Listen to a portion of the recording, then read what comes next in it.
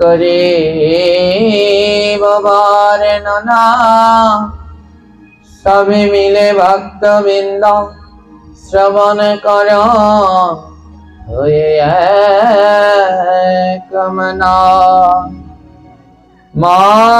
নিগুণা শ্রুতি মাত্রেণ ময়ি সর্বগুণাশ্রয়ী মনো গতির্বিচ্ছিন্ন জাত গঙ্গা সহাম্বুধ।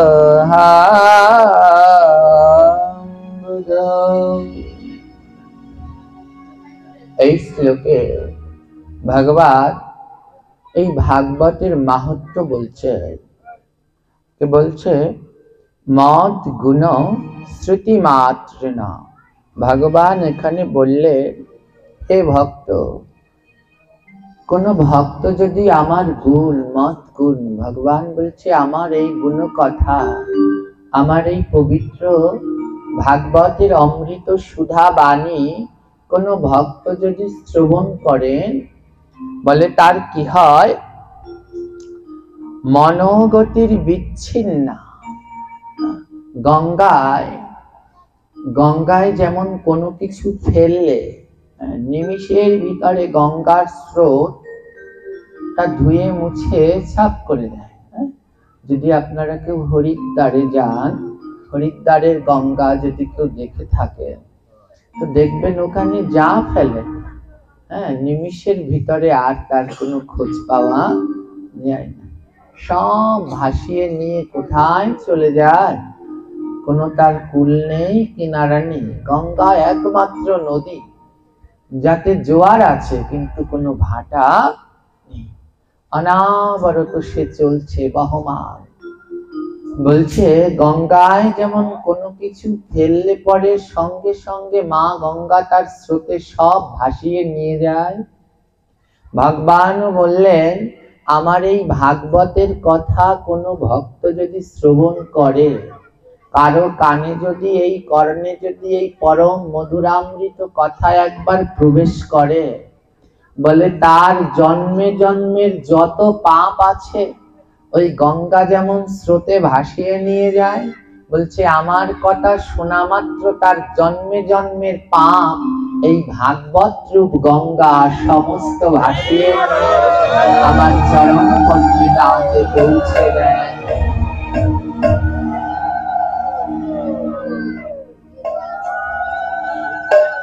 বলছে ভগবানের এই কথার এমন গুণ, জন্মে জন্মের পাপ দূরীভূত করে দেয় মুহূর্তের মধ্যে।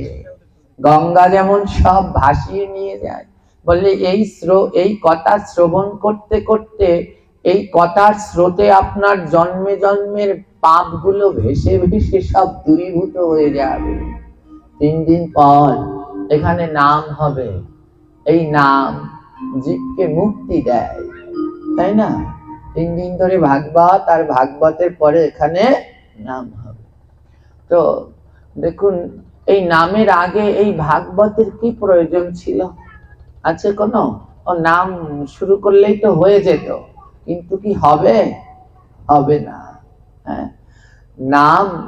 নাম কীর্তন তখনই সার্থক হবে যদি কেউ ভাগবত আগে শ্রবণ করে।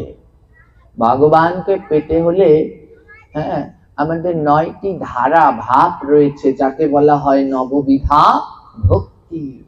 তার প্রথমটা হলো শ্রবণ, আর দ্বিতীয়টা হলো কীর্তন। তাই আগে যদি ভাগবত শ্রবণ না করি তাহলে নাম কীর্তনে কোনো কাজ হবে। নাম কীর্তন দিতে 3 দিনে লক্ষ লক্ষ টাকার প্রয়োজন হবে, কিন্তু ভাগবত দিতে লক্ষ লক্ষ টাকা লাগবে না। কিন্তু এই ভাগবত না শুনে কেউ যদি নাম শুনতে যাও, তার নামে কোনো কাজ হবে না। তাই নাম যজ্ঞ হলে, নাম কীর্তন হলে আগে হয় ভাগবত শ্রবণ। তাই আগে শ্রবণ, পরে কীর্তন। তাই যতক্ষণ পর্যন্ত জীব ভাগবত শ্রবণ না করে ততক্ষণ তার নাম কীর্তনে কোনো কাজ হয় না।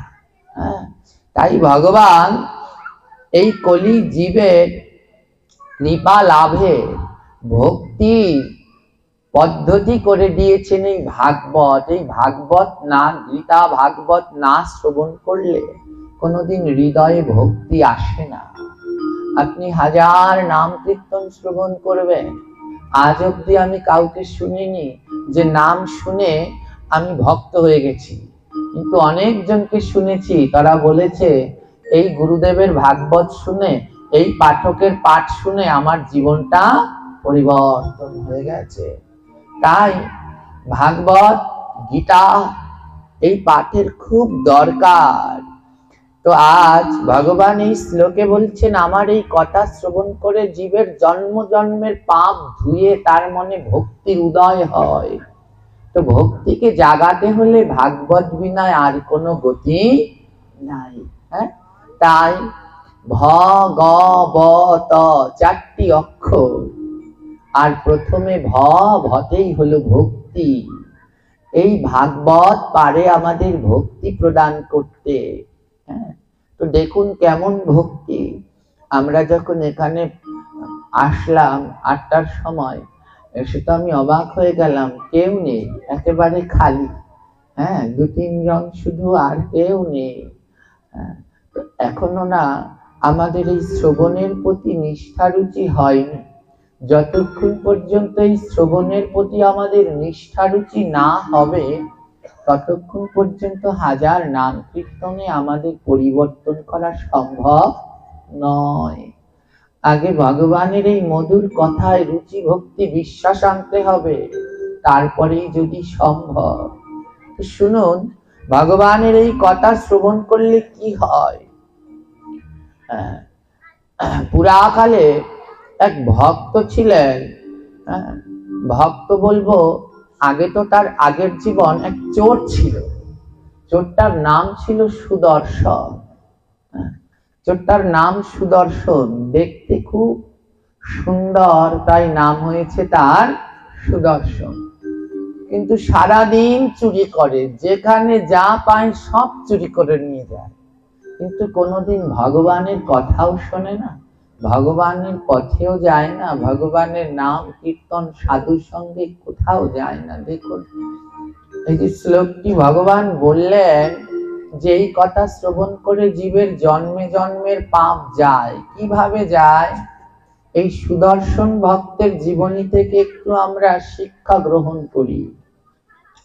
এই সুদর্শনে চুরি করত, এর যিনি সহধর্মিনী, সহধর্মিনী এবং স্ত্রী, এর দুটোর মধ্যে কিন্তু পার্থক্য আছে। সহধর্মিনী এবং স্ত্রী, এর দুটোর ভিতরে পার্থক্য আছে, বিশাল ব্যবধান।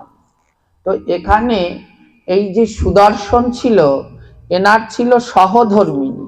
সহধর্মিনীকে, যিনি স্বামীকে ধর্মের পথে সহায়তা করে, আমাদের শাস্ত্র বলছে সে হলো সহধর্মিনী। তুলসীদাস তার রামচরিত মানুষের ভিতরে সহধর্মিনী এবং স্ত্রীর ব্যাখ্যা দিয়েছে। বলে সহধর্মিনীকে আর স্ত্রীকে। তুলসীদাস তার রামচরিত মানুষে বলছে স্ত্রীর লক্ষণ কি। কেউ যেন রাগ হবেন না মায়েরা, স্ত্রীকে আর সহধর্মিনীকে আগে সেটা বুঝতে হবে। স্ত্রীর ব্যাখ্যা দিয়েছে তুলসীদাস স্ত্রী সম্বন্ধে রামচরিত মানুষে বলছে, স্ত্রীকে জানো কোপে বেঘড়া আচারাত সরপা ভোজনে ডাকিনী সমম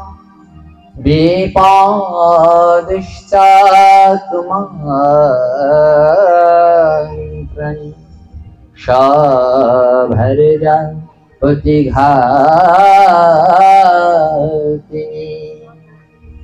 বলে যে স্ত্রী তার কোপে ব্যাঘ্রম, রাগ হলে সে বাঘের মতো হয়ে যাবে।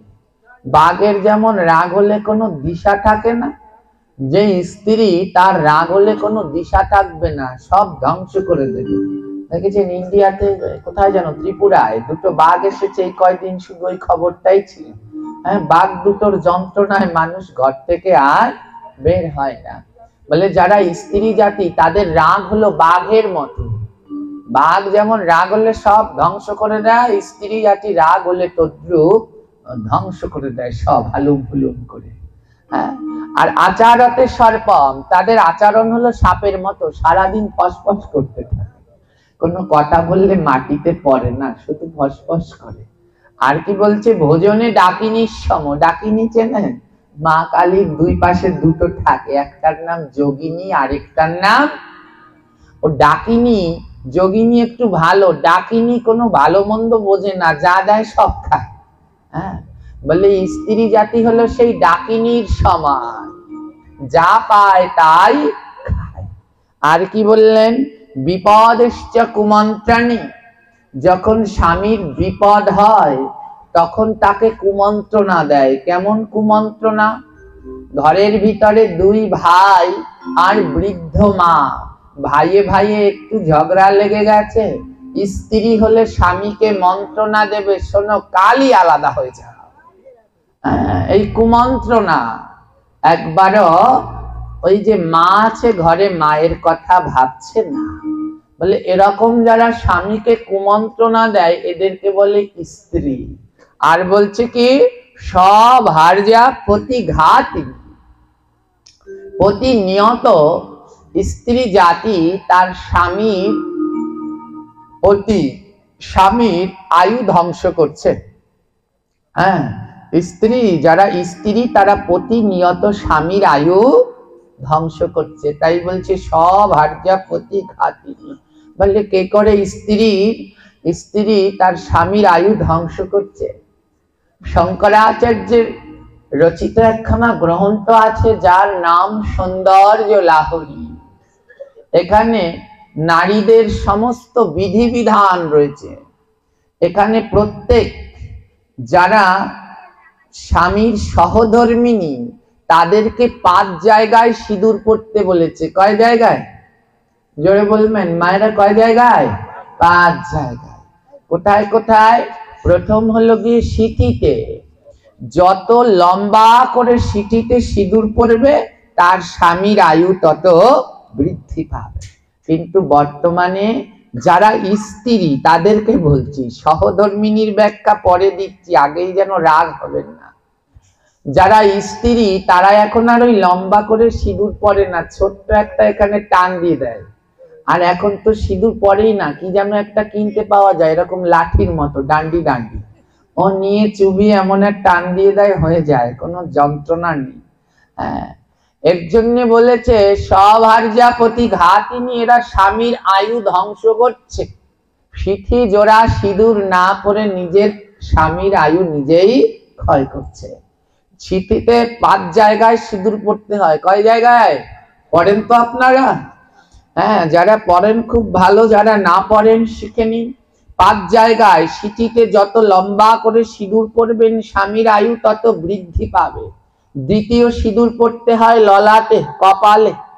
বলে স্বামীর যদি মন্দ ভাগ্য, স্বামী সারাদিন কাজ করে কিন্তু ঘরে টাকা পয়সা থাকে না, এত কিছু করে তাও যশ সুনাম হয় না, স্বামীর কপাল ভালো না।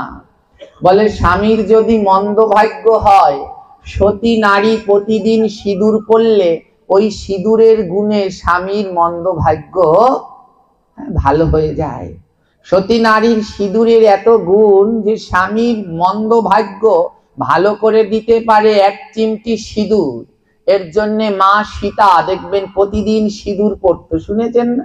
ওই হনুমান একদিন গিয়ে দেখে একেবারে সারা গায়ে সিঁদুর পরে নিয়েছিল। হ্যাঁ, মা সীতা প্রতিদিন সিঁদুর পড়তেন। হনুমান একদিন গিয়ে দেখে কি যে মা সীতা কপালে সিঁদুর লাগাচ্ছে। হনুমান বলছে, মাগো এই তুমি কপালে এটা কি দিয়েছো? মা সীতা বলছে সিঁদুর বাবা।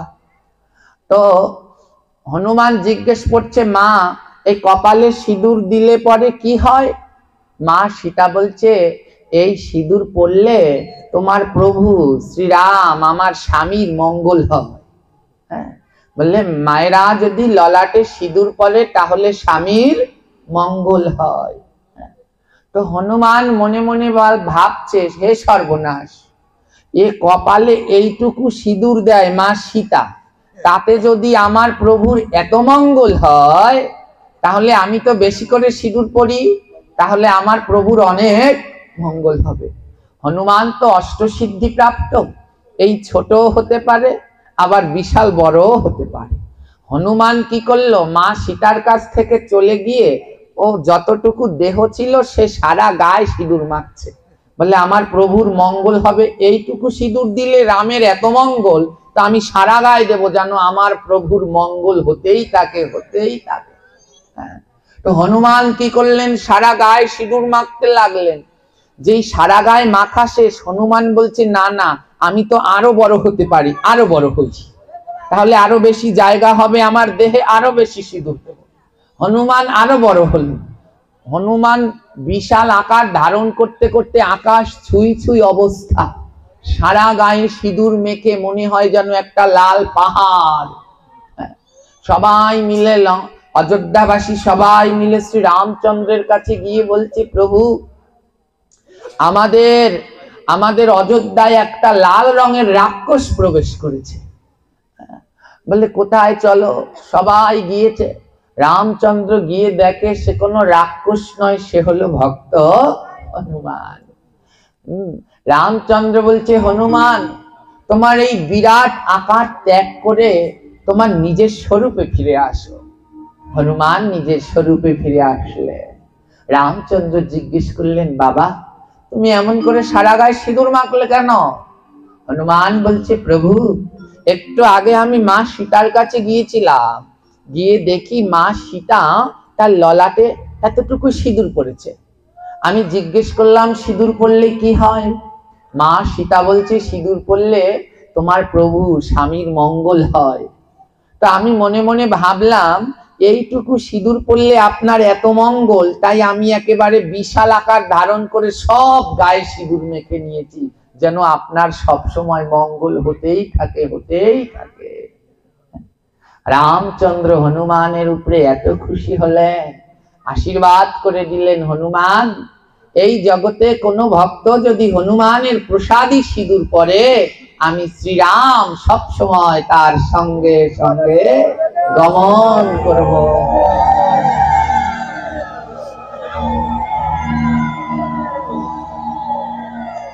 তাই দেখবেন যারা হনুমানের পুজো করে তাদের তিলক, তারা তিলক করে সিঁদুর দিয়ে। কিছুদিন আগে একজন শুদ্ধ মহাত্মা, শুদ্ধ মহাত্মা তার লীলা প্রকট করলেন, সিয়ারাম বাবা। তার দেখবেন সব সময় ওই যে সিঁদুর পড়তেন, তাদের তিলকই হলো সিঁদুর দ্বারা। তো মা সীতা প্রতিদিন সিঁদুর পড়তেন, কেন? সিঁদুর ললাটে পড়লে স্বামীর মঙ্গল হয়। স্বামীর যদি দুর্ভাগ্য হয়, সতী নারীর সিঁদুরের গুণে স্বামীর দুর্ভাগ্য দূর হয়ে সৌভাগ্য হয়। তার জন্য মায়েদের এই ললাটে কপালে সিঁদুর পড়তে হয়। কিন্তু দুঃখ কি জানেন, আপনারা আজ এখানে যারা পাঠ শুনতে এসেছেন অল্প কয়জন, কিন্তু তার ভিতরে 100 জন হলে 80 জনার কপালেই সিঁদুর নেই, টিপ পরে বসে আছে। টিপ পরে বসে আছেন, এ মহা পাপ, এ মহা অপরাধ। এই টিপের জন্যে আপনার স্বামীর কপাল যেইটুকু খুলতো সেইটুকু আজ পুড়ে গেল। বলছে ও সিঁদুর পড়লে খুলবে কপাল, কিন্তু টিপ পড়লে কপাল পুড়বে। তাই যারা, আমি সবাইকে বলবো না, যারা বিভিন্ন প্রতিষ্ঠানে চাকরি করেন, স্কুল কলেজে যান, বিভিন্ন জায়গায় যান, অফিস যা করেন, বাজার ঘাট, তখন টিপ পড়েন, তাতে আমার কোনো ধরনের আপত্তিও নেই, কোনো ধরনের অসুবিধাও নেই। কিন্তু দুঃখ লাগে তখন যখন আপনারা ভাগবত পাঠে ধর্ম অনুষ্ঠানে আসেন, তখনও যখন টিপ পড়ে আসেন, এটা মহা অপরাধ। এর জন্য এই শ্লোকে বলছে, সব হারজা পতি ঘাতিনি, যে যারা স্ত্রী তারা নিজের স্বামীকে নিজেরাই হত্যা করছে, ঘাটিনি।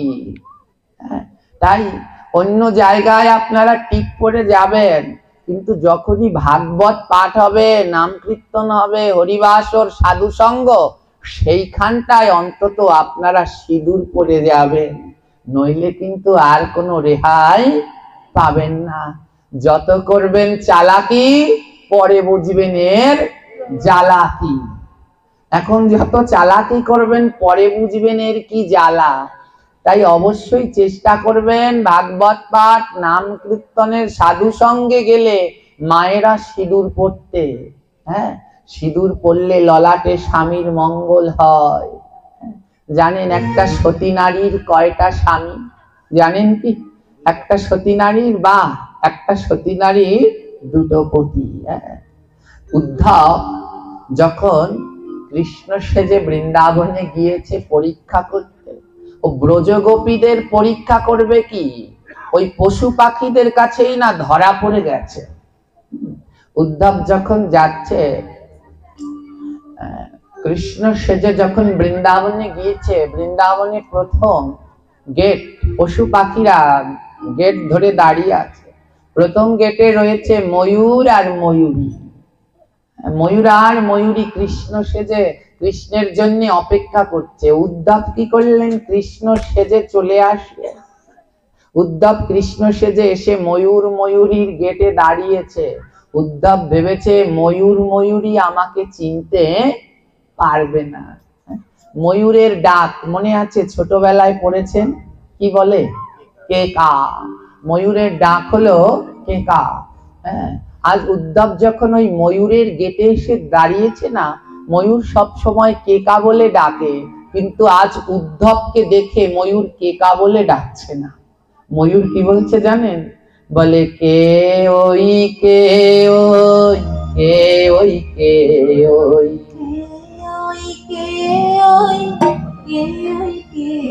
বলে কে ওই, কে ওই, কে ওই, কে ওই।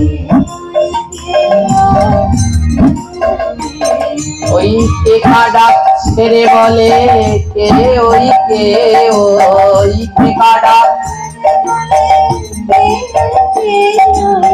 উদ্ধব বলে চিনতে পারছো না? ও ময়ূর, আমি তো সেই কৃষ্ণ। ময়ূর ডাকে কেকা বলে, কিন্তু উদ্ধব তো সেজে এসেছে। ময়ূর বলছে ওরে মূর্খ, কৃষ্ণ সাজলেই কি কৃষ্ণ হওয়া যায়? উদ্ধব ভয়ে পালাচ্ছে।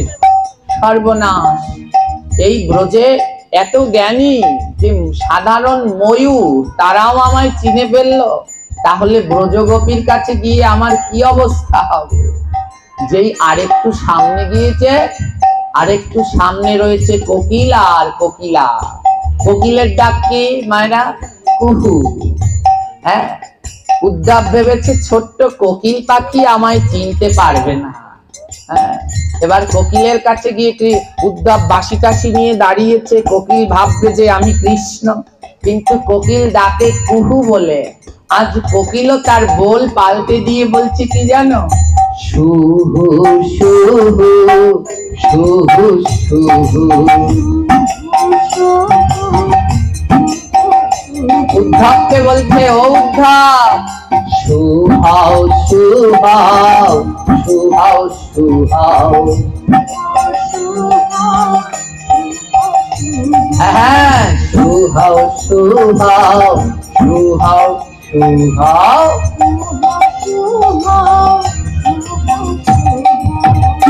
কোকিল কুহু বলে ডাকে, আজ কুহু বলছে না, বলছে সুহাও সুহাও। কৃষ্ণ সাজলেই কি কোনোদিন কৃষ্ণ হওয়া যায়?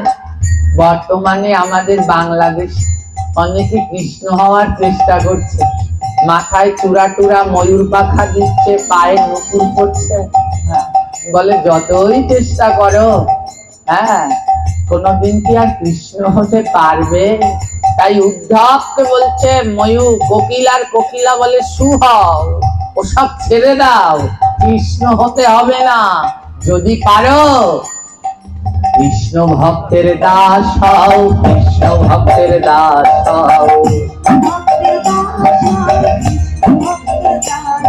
তোমরা সুহাও সুহাও সুহাও সুহাও কৃষ্ণ ভক্তের দাস হও, কৃষ্ণ ভক্তের দাস হও।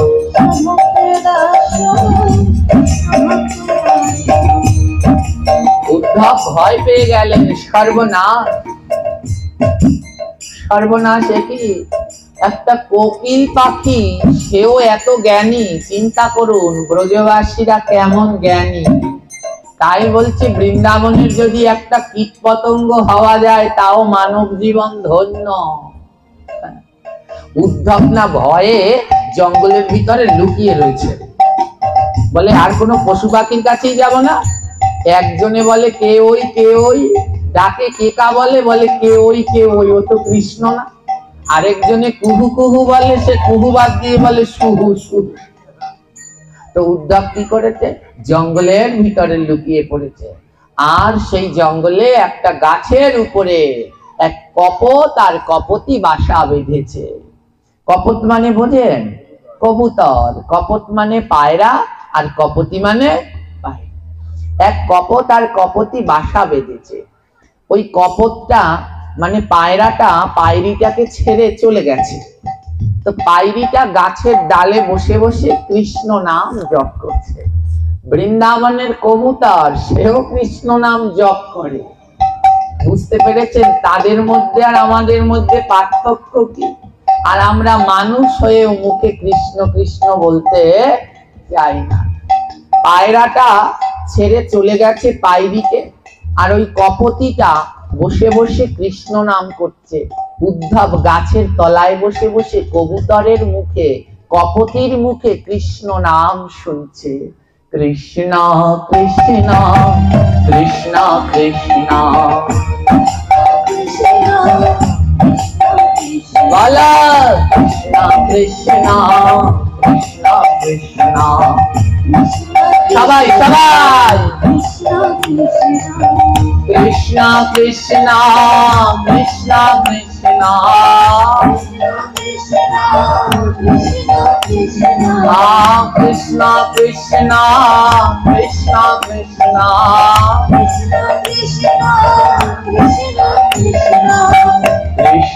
কৃষ্ণ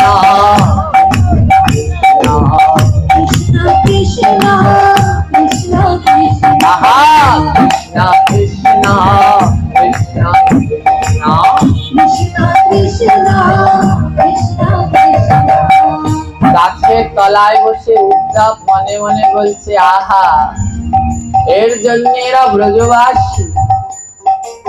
একটা কবুতর, সেও কেমন কৃষ্ণ কৃষ্ণ বলছে, কৃষ্ণ কৃষ্ণ ডাকছে। আর সেই কপতিটার নয়ন থেকে জল ঝরছে। আর কপতিটার নয়নের জলে উদ্ধব মহারাজ ভিজে যাচ্ছে। হেন কালে কপতিটার সেই কপট পায়রাটা এসে বাসায় চলে এসেছে।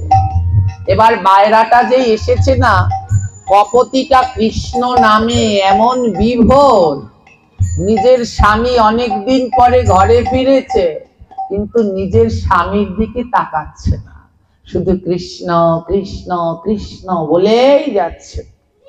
কপত বলছে, হ্যাঁ গো কপতি, আমি এতদিন পরে ঘরে ফিরলাম, তুমি আমার দিকে তাকাচ্ছ না। কপত কি জিজ্ঞেস করলো জানো? কপতি জিগায় কপতি রে, কপতি কপতি, হ্যাঁ হ্যাঁ, কপতি জিগায় কপতি রে, কপতি কপতি।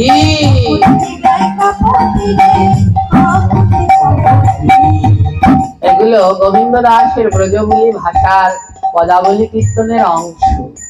হ্যাঁ, কপতি, এক কপতি মানে ওই পায়রি কবুতর, কপত কপতি। আর কপতির ভিতরে যদি একটু স্পেস দিয়ে দেন ক স্পেস পতি, তাহলে হয়ে যাবে কপতি। কি হলো? কপত জিগায় কপতি রে, কপতি কপতি। মানে কপত পায়রাটা জিজ্ঞেস করছে, হ্যাঁ রে কপতি, তোর কপতি মানে কয়জন স্বামী। হ্যাঁ, কপত জিগায় কপতি রে কপতি কপতি। হ্যাঁ রে কপতি, তোর কয়টা স্বামী? আমি তোর স্বামী, আমি ঘরে আসলাম, আমার নাম না করে তুই কৃষ্ণ কৃষ্ণ বলছিস? হ্যাঁ, তোর কয়টা স্বামী? তো কপতটা জিজ্ঞেস করছে। আর কপতি কি বলছে জানেন? কপতি বলছে, সতী নারীর দুই পতি, সতী নারীর দুই পতি, আর নিৎপতি আর জগৎপতি, সতী নারীর দুই পতি। হ্যাঁ, নিৎপতি আর জগৎপতি, সতী নারীর দুই পতি। হ্যাঁ, সতী নারীর দুই পতি, সতী নারীর দুই পতি।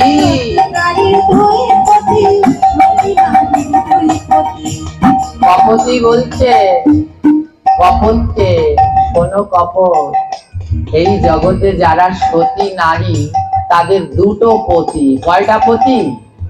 দুইটা। কে?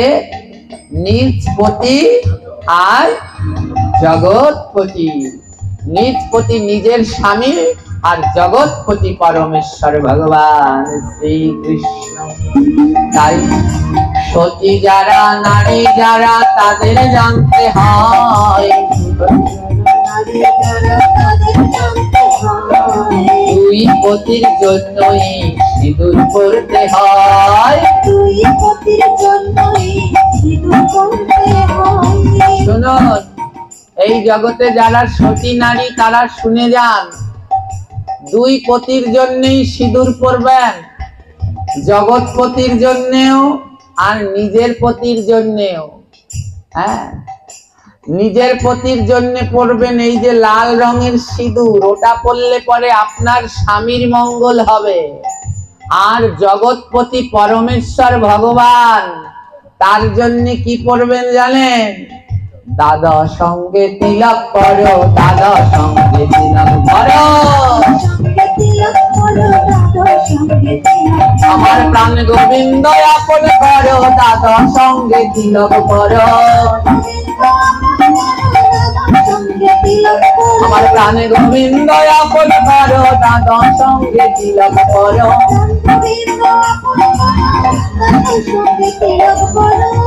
শোনো, ওই সিঁদুর পরলে পরে আপনার স্বামীর মঙ্গল হবে, আর তিলক ধারণ করলে আমার গোবিন্দের মঙ্গল হবে।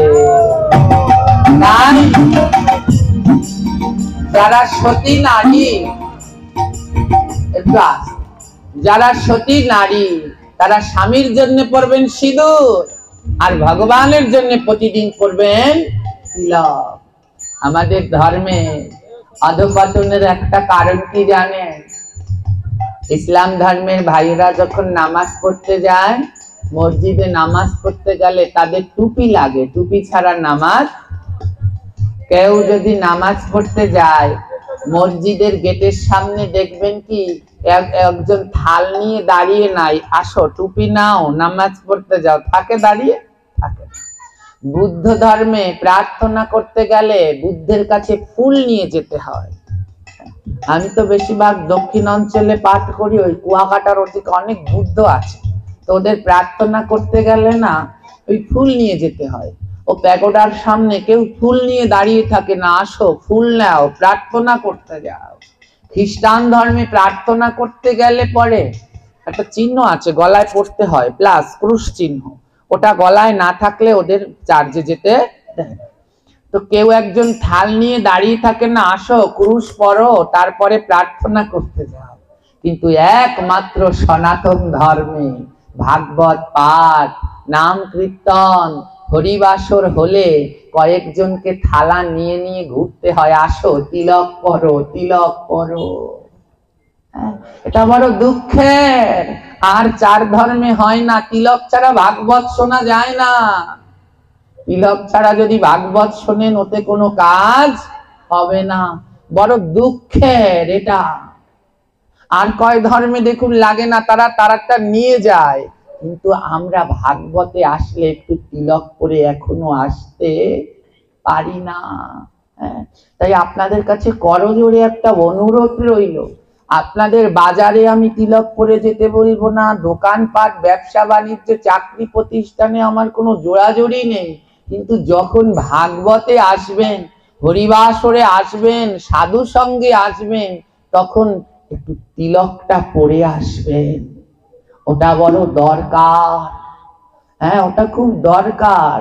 আজ তিলক পড়লে হয় প্রাণ গোবিন্দ, সেই গোবিন্দের জগৎ স্বামীর মঙ্গল, আর সিঁদুর পড়লে হয় নিজের স্বামীর মঙ্গল।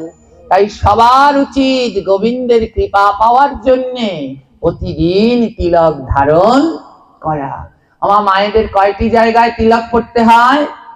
তো প্রথম হলো কোথায়? সিথিতে। প্রথম সিথিতে, তারপরে ললাটে। তো ললাটে টিপ পরা উচিত? জোরে বলো মায়েরা, একটু জোরে বলো, মুখ খুলে বলো, উচিত? এই ভাগবত পাঠে আসলে কোনো সময় আর টিপ পড়বে না। তাহলে যেটুকু স্বামীর ভাগ্য ভালো ছিল সেইটুকু এখানে এসে শেষ হয়ে গেল। এই যে ভগবানের মন্দির, জানো এই সিঁদুর কি দিয়ে সৃষ্টি হয়েছে জানো? ভগবান শ্রীকৃষ্ণের এক ফোঁটা রক্ত দিয়ে এই সিঁদুরের সৃষ্টি হয়েছিল। এই সিঁদুর সবার প্রথমে পড়েছিল শ্রীমতী রাধারানী।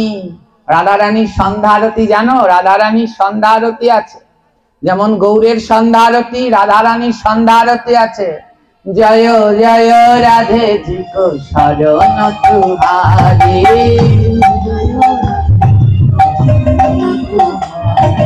জয় জয় রাধে জি কো শরণ তুহারি,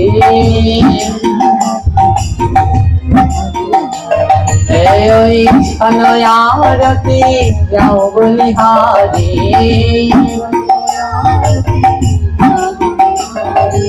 ওই আরতি যাও বলিহারি,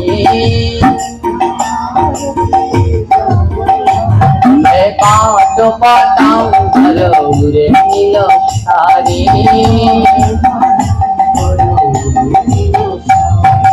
পাঁচ পাতাম ঘরে নীল সারি, আবার সিথি কর সিন্দুর যাও বলিহারি, আবার সিথি কর সিন্দুর যাও বলিহারি,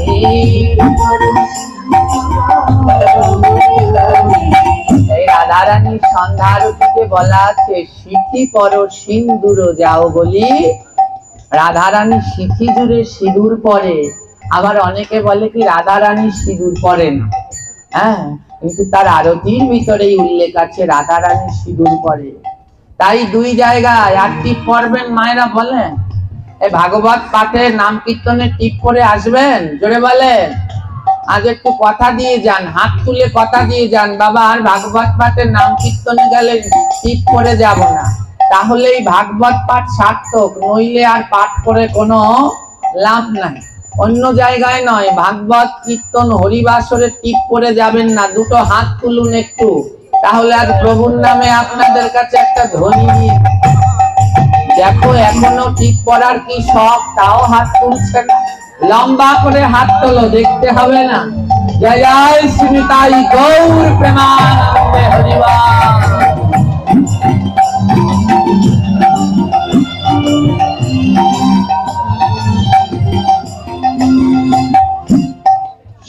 আর 3 নাম্বার সিঁদুর, মায়েদের তৃতীয় সিঁদুর পড়তে হয় কণ্ঠে। কোথায়?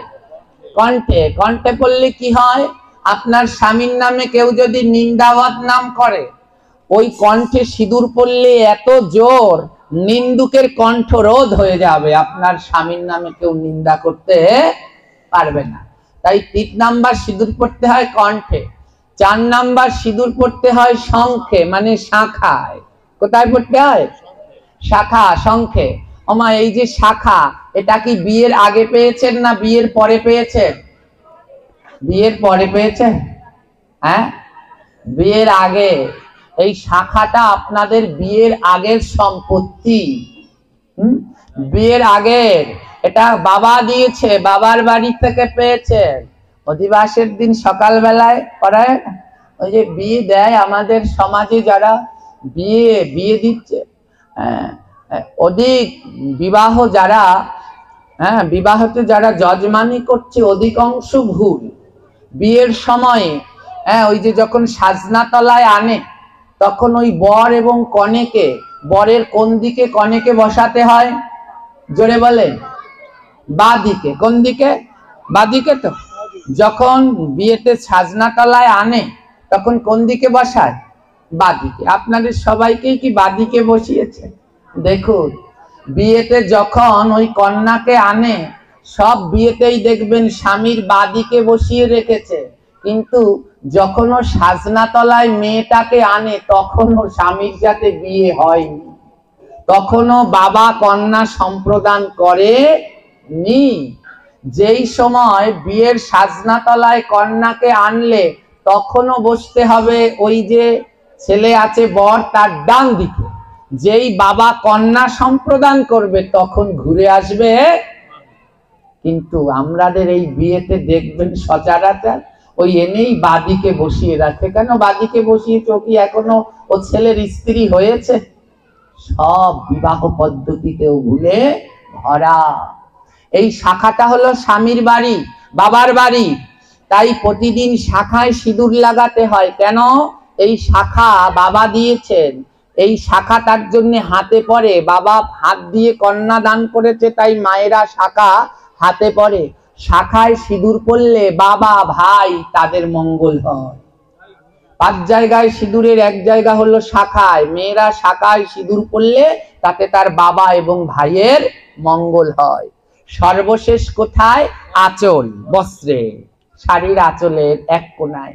মায়ের আঁচলের নিচে কে থাকে? সন্তান। তাই বস্ত্রে সিঁদুর পড়লে সন্তানের মঙ্গল হয়। তাই এই 5 জায়গায় সিঁদুর ধারণ করতে হয়। যারা এখনো করেন না করবেন, নইলে অপরাধী থেকে যাবেন এই 5 জনার কাছে। এবার এতক্ষণ তো বললাম স্ত্রী জাতির লক্ষণ, এখন একটু সহধর্মিনীর লক্ষণ বলি।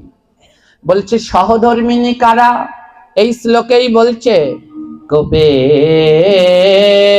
দাস্যা আচারতে শিষ্যা ভোজনে জননী সমম বিপদেশ্চ সুমন্ত্রাণি সভর্জপতি দুর্লভা। বলে যারা স্বামীর সহধর্মিনী তারা হলো কোপে দাস্যা। যদি রাগ হয় তখন তারা দাস দাসীদের মতো হয়ে যায়। আর স্ত্রী হলো কোপে ব্যাঘ্র, স্ত্রী রাগ হলে বাঘ হবে।